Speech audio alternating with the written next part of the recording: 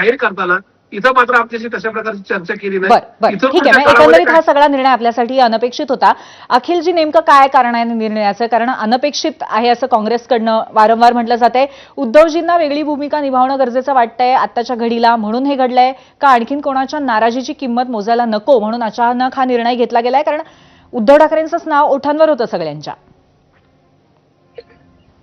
हे बघा, पूर्वी जे काय आहे, कोणत्याही प्रकारचा निर्णय हे शिवसेना उद्धव बाळासाहेब ठाकरे पक्षातर्फे किंवा उद्धव साहेबांनी घेतलं तो कुछ तो लोक कहेंगे. जेव्हा उद्धव साहेब मुख्यमंत्री झाले तेव्हा सगळे आरोप केले की मुख्यमंत्री का झाले, एखादा शिवसैनिक मुख्यमंत्री का झाला नाही.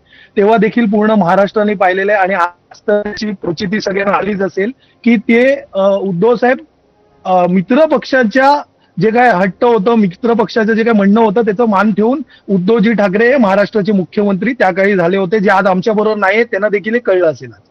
आणि उद्धवजी ठाकरे ह्यांना कुठल्या महाराष्ट्रभर फिरून पक्ष संघटना बांधायची आहे, शिवसैनिकांना भेटायचं आहे. त्या प्रकारे उद्धवजी ठाकरेंची जी काही भूमिका आहे ते आज त्यांच्या या निर्णयाने स्पष्ट झालेली आहे. आणि एका सामान्य शिवसैनिकाला जो ह्याच्या आधी देखील बरोबर आहे, पण अखिलजी आता काँग्रेसच्या माध्यमातून म्हणजे प्रशांतजींनी म्हटलं त्याप्रमाणे यातनं काँग्रेसच्या बाबतीमध्ये कुठेतरी गृहीत धरल्याची भावनाही निर्माण झाली असं ते म्हणतायत. हे बघा, आपण जर आजच आपल्याच चॅनलच्या माध्यमातून मी ती बातमी वाचली पण पाहिली पण, आपण जर पाहिलं की माणिकराव ठाकरेजी काय म्हणालेत आपल्याच चॅनलच्या माध्यमातून ते पाहिलंय. त्यांनी असं म्हटले की उद्धवजी ठाकरे आणि काँग्रेस श्रेष्ठींचं काय बोलणं झालं असावं किंवा नाही ह्याच्याबद्दल आमच्याकडे काय माहिती नाही, पण समजा तशी बोलणी झाली असेल तर मला असं वाटतं आपण थांबावं, आपल्याला कळेल ते उद्या. म्हणजे काँग्रेसमध्ये हा विसंवाद आहे असं म्हणायचं आपल्याला?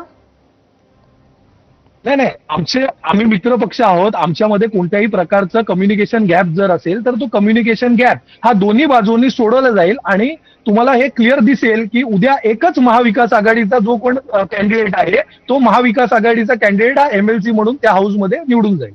बर नवनाथजी, या वेट अँड वॉचचा तुम्हाला खूपच आनंद झालाय आता त्यांनी म्हणलेलं असं मला वाटतंय, कारण तुमच्या चेहऱ्यावरती नुसतं म्हणजे स्मितहास्य नाहीये, प्रचंड हास्य